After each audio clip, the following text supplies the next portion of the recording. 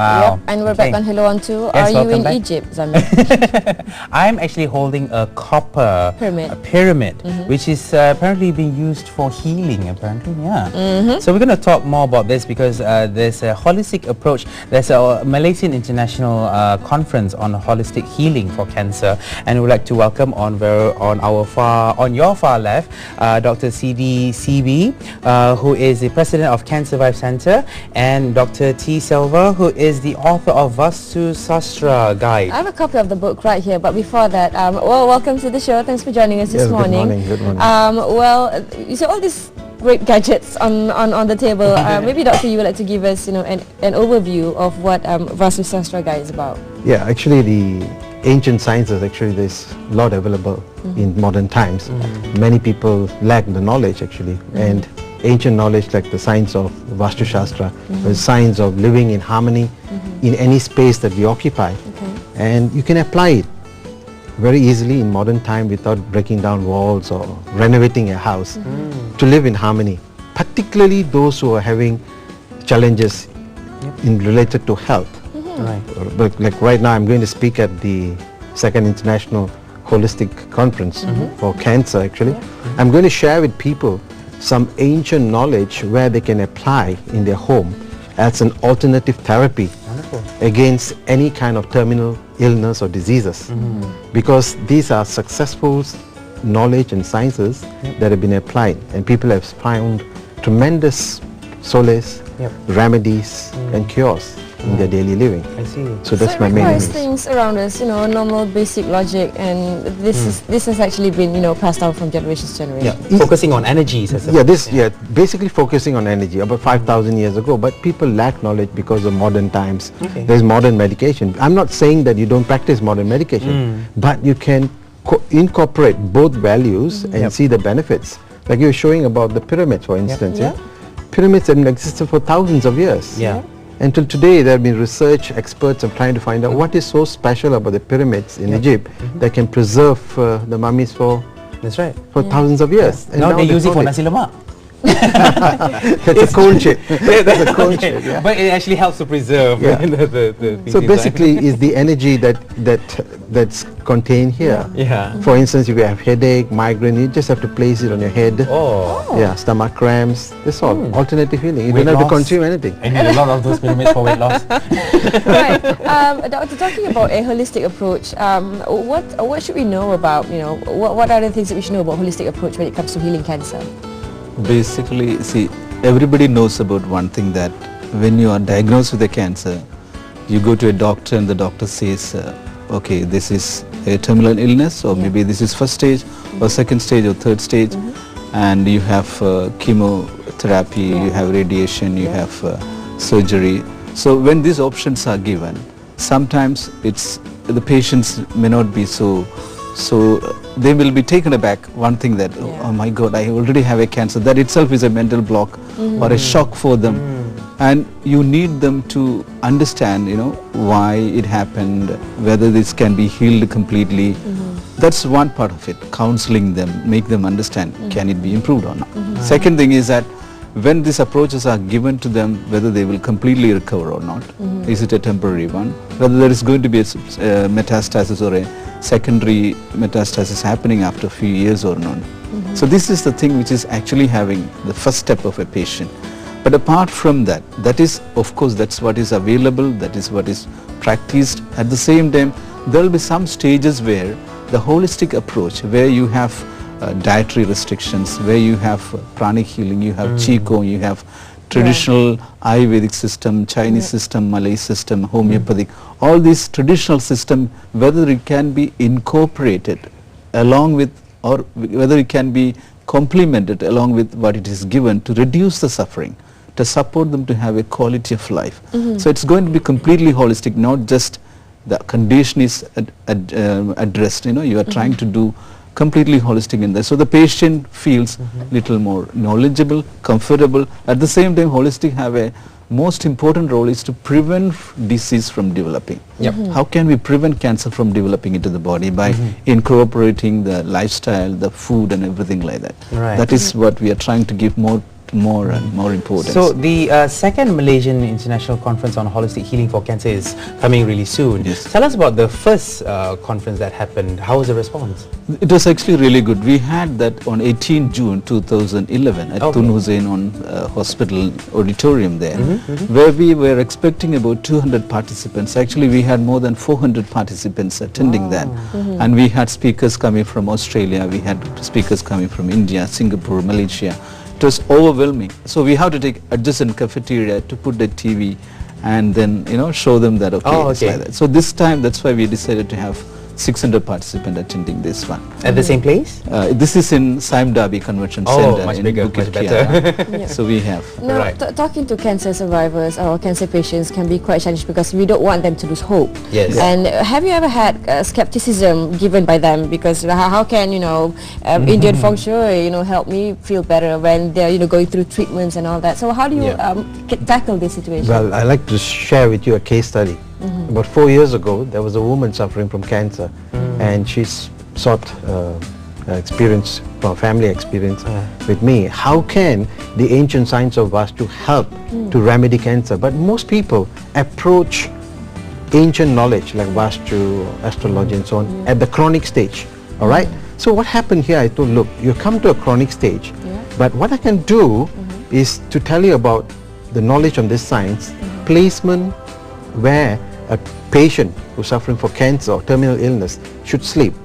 So we orientated a house and placed her in the right corner of the northeast. It's a healing corner. So what happened was, doctor gave her a lifespan of 6 months, but she lived for 2 years. Her pain was reduced. Right? So what I'm trying to tell you here is that it gives hope. For people who are suffering from terminal illness, normally they give up hope. But remember, even modern science has failed to give you the desired results, but ancient knowledge is there to give you the assurance, give you the hope. And of course also I'll be sharing at my talk about how to heal yourself spiritually.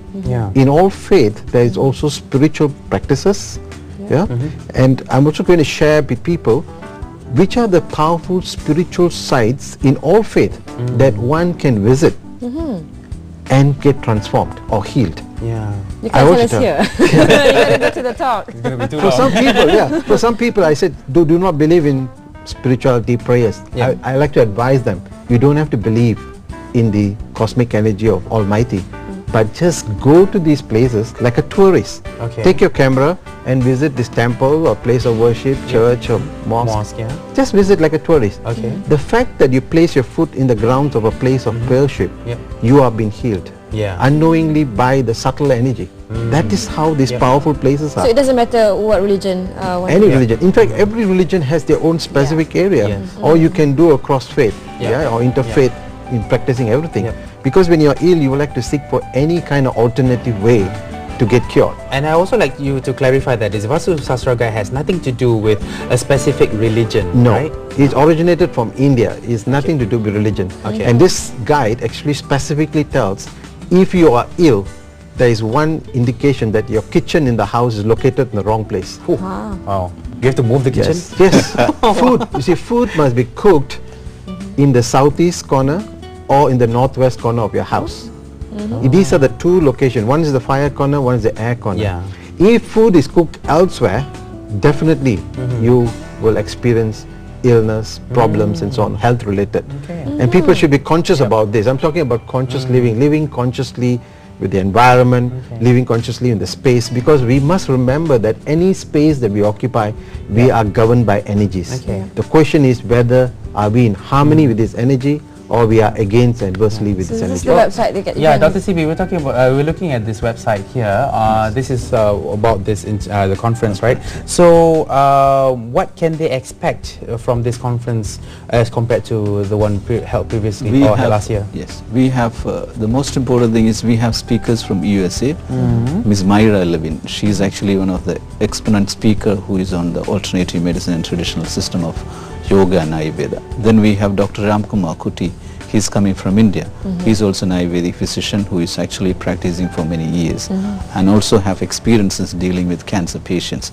We also have E. Williamson, who is the founder of Cancer Vibe Australia. where they have been dealing with these kind of patients, how in all those stages and levels, how to help them. And also we have local speakers or experts are there. Dr. Shushila Nair, she's the breast cancer surgeon. Then we have Professor G. Suresh Kumar, he's as a parasitologist. Then we have Dr. T.Selva, then we have Dr. Amir Farid Isahak. Then we have Manoj Kaimal, who is a yoga expert. Then we have Dr. Sulfikali, Ali, he is actually the president of Homeopathic Association. So we have various doctors and physicians and exponents, speakers, who is going to completely explain to you how can you help or how can you prevent cancer from developing and how can you address it in a holistic way. Now you have this wonderful conference that's giving hope to all our cancer patients. But what about support system? The family members, the friends. What are their roles in ensuring that you have all these alternatives available and it's being combined together to for the well-being of the patient? Definitely, family plays a major role in taking care of the patient. There's no doubt in that. Family and the friends. Sometimes what happens is that a person is diagnosed with cancer. How the family is going to take it is very, very important. It's not just comforting them. The shock to a family where one of the major person who is bringing the food and the support for the family member is affected by something. You need the family to be strong and to be support. So we, the Can Survive Center Malaysia, is basically having two aims. One is to give information and second is to give support for the people who are for the family members or the group who are the friends to take care of the patients. That's how we are trying to support them. Where can we get a copy of these? Yes. Does it cover office, buildings, houses? Everything you want to know in life is contained in this book. It's mentioned that there's Vasthu Sastra for office, for condominiums. I actually opened. I opened up a page and I saw what? Wife should sleep on the left side of the husband. Really? Why is that so? Because for men, our energy lines are on the right. Women are on the left hand side. I see. So women should sleep on the left side of the husband. Not on So the right side of the So husband. the energies wouldn't clash. Energy will be in harmony. In harmony. Otherwise you can be clashing. The things you learn every day. Now, all the husbands and wives out there. and we do have children suffering from cancer as well. What's in this for them? Is placement of where they should sleep for healing purposes. There are many methods. One is on the science of placement first. Then I use the pyramid energy to enhance the energy flow in the space that we occupy. And also there is crystals. Here I got some crystals to show you. These are all crystals. This is amethyst. This is bloodstone. Anyone who is having any kind of health issues should wear it. Bloodstone. Bloodstone. Okay, and this is good. Is there a specific requirement, who wears the amethyst and who wears the bloodstone? You see, all crystals have energies for healing purposes. But if you want to look for health issues, the bloodstone is the one. What about the one that you have on? Oh, I have one. This is the Turkish evil eyes. Evil eye, we call it the blue eye. Right? For protection from eyes. People cast eyes on you every day. Right now I'm appearing on your show. How many eyes are on me? Thousands. There are thousands of eyes on me. To ward off these eyes, you wear this. This actually originates from Istanbul, Turkey. He's looking back at you. There are about 12 eyes looking back at you actually. That's the whole thing. See, in the holistic approach, there's many methods and people can seek for answers that are seeking for in their lives. Why do you say that bloodstone is one of the healing? Best because the energy is emitted from this particular stone is equivalent to the blood that is circulating in our body. So when there's any deficiency in our blood circulation and so on, which results to health issues, this stone helps to bring you the balance of your mind, body, mind and spirit. And also at the conference on this Saturday, I'll be giving away this little micro pyramid chips, which I'd like to give you both. Thank you so much. And experience it. You just have to hold it for 2 minutes.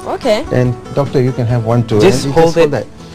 Hold it in your hand. Hold it in the hand. What I'm trying to tell people is basically just like how a television, you need an antenna to view the images in the TV, all right? So same like that, our body also needs an antenna. And this is the pyramid, is an antenna. Once you hold it, once it's with it, you attract the energy. You attract the signals for your television. Same like that. You can practice it easily. Anyone can practice it. There's nothing to consume. Just hold it. Whether you believe it or not, these energies work very subtle. You can't see them. You can't feel them. but definitely you can experience them. Wonderful. That's the power of these energies. I'm sure a lot of people will be asking at the conference later on, is there any specific gemstone that can heal cancer? Of course, there are so many. If we talk yeah. about crystal energy and gems, there are specific gems to heal cancer and terminal illness, where normally it's incorporated with astrology. It means we take your date of birth, time of birth, we do calculation to see which are the specific gemstones that is appropriate for the individual to use these alternative healings. All right. Lastly, Doctor, you might want to have a, give a message to our participants who's going to be there at the conference later on. Yes, basically it's going to be held on 15th of September, which is a Saturday. It starts by morning 9 o'clock, finished by 5 o'clock. Our special guest is our Royal Highness Sultana Pahang, Sultana Haja Kalsum. She is the Cancer Vibe patron. And also we have Thopa Numa Sambadam coming, and there are many other VVIPs are also coming. The most important thing is that this conference is completely free for 600 participants, and the whole thing is given completely like a program which is given for the patients, and most of the participants are already registered, more than 500 already registered for the program, and most of them are cancer patients and the family members. We have given preferences for them to be attending the conference. That's wonderful. It's a privilege to be there and to be able to talk to so many people. Thank you so much for joining us this morning. Thank you so much for the antenna. Exactly. What is the website for them to go to if they want to have www.cancervibe.org.my. All right, so cancervibe.org.my. Alright, and don't forget, you can get this on bookstores worldwide. You can get a bookshop, and I should make it available at the conference also for those who are interested. Is this for us too? Yes, I brought for you both. Asla on air, right? Pleasure. Putting on a spot like that. Alright, coming right up, we're going to be talking about unity in diversity, and that is, of course, reflects on our wonderful Malaysia. Stay with us on Hello On 2. We'll be right back after this. Don't go away.